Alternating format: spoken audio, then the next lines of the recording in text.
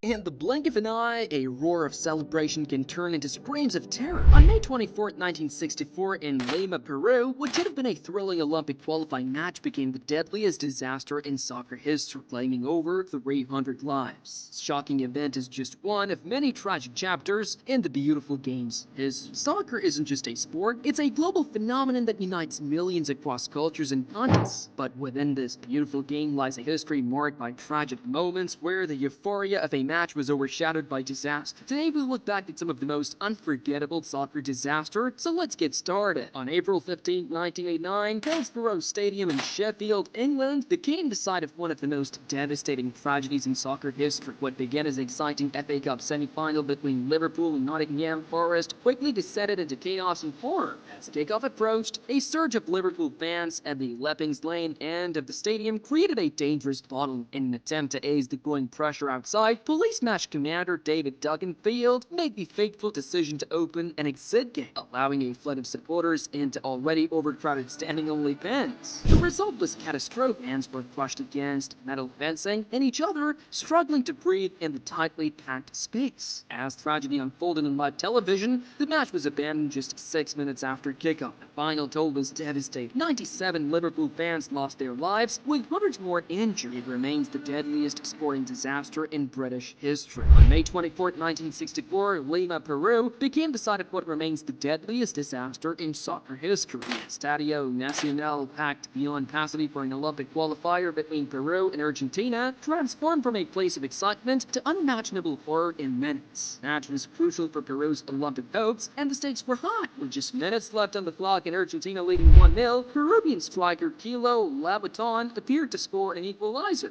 However, the Uruguayan referee Angel Eduardo Cazos disallowed the goal, a decision that would have catastrophic consequences. The disallowed goal sparked outrage among Peruvian fans. In a matter of moments, the situation spiraled out of control. Angry supporters invaded pitch, hurling objects and causing chaos. In response, police fired tear gas into the crowds in an attempt to regain control. The exits at the Estadio Nacional were fitted with solid steel shutters instead of standard gates. As the panicked crowd pressed forward, those at the front were crushed against these unyielding barriers. Pressure from behind was relentless, and people found themselves unable to breathe or move. Eventually, the force of the crowd caused some of the shutters to burst outward. But for many, it was already too late. Official death toll stood at 328, with over 500 injured. However, many believe these numbers to be understated, with some reports suggesting the true number of fatalities could be as high as 500. On May 29, 1985, the Hazel Stadium in Brussels, Belgium, became the scene of another tragic chapter in soccer history. Despite hosting a major final, Hazel Stadium was in disrepair. Its crumbling infrastructure would play a crucial role in the unfolding tragedy. The match organizers had attempted to segregate rival fans, but the arrangements were flawed from the start. As kickoff approached, tensions between Liverpool and Juventus supporters escalated. A section intended to be neutral was occupied predominantly by Italian fans, with a thin police cordon separating them from the Liverpool supporters. What began as verbal exchanges soon escalated into violence. At around 7 p.m., approximately an hour before the scheduled kickoff, a group of Liverpool fans breached the segregation fence and charged at the Juventus supporters. In the ensuing panic, fans fled towards a concrete retaining wall. Under the pressure of the crowd, this wall collapsed, crushing people beneath it and causing a deadly domino effect. In the end, 39 people lost their lives, with over 600 injured. The majority of the victims were Italian Juventus supporters, along with fans from Belgium, France, and Northern Ireland. The youngest victim was just 11 years old. Then, on October 16, 1996, Guatemala City's Estadio Mateo Flores, now known as Estadio Dorado Lima Flores, became the site of another tragic event in soccer history. The disaster was a result of a deadly combination of factors: overcrowding, poor ticket control, and inadequate stadium infrastructure. The match had generated immense interest, with reports suggesting that nearly 50,000 people were attempting to attend, despite the stadium's official capacity of just 37,500. As fans flooded into the stadium, it quickly became apparent that something was terribly wrong. The situation was worsened by a flood of counterfeit tickets, making it impossible for authorities to control the flow of spectators. Many fans found themselves packed into narrow corridors and stairways with no way to move forward or back. The breaking point came in an area known as the General Third Sector. As more and more fans tried to enter this already overcrowded section,